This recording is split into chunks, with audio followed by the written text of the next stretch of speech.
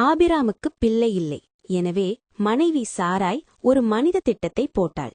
தன் பணிப்பெண் ஆகாரை ஆபிராமுக்கு மனைவியாக கொடுத்தாள். ஆனால் ஆகார் கருவுற்றபோது குடும்பத்தில் மோதல் வெடித்தது. சாராயின் கடினமான நடத்தையை தாங்க முடியாமல் ஆகார் வனாந்தரத்திற்கு தப்பியோடினாள். ஒரு நீரூற்றின் அருகே தனிமையில் அழுது கொண்டிருந்த அவளை கர்த்தருடைய தூதன் சந்தித்தார்.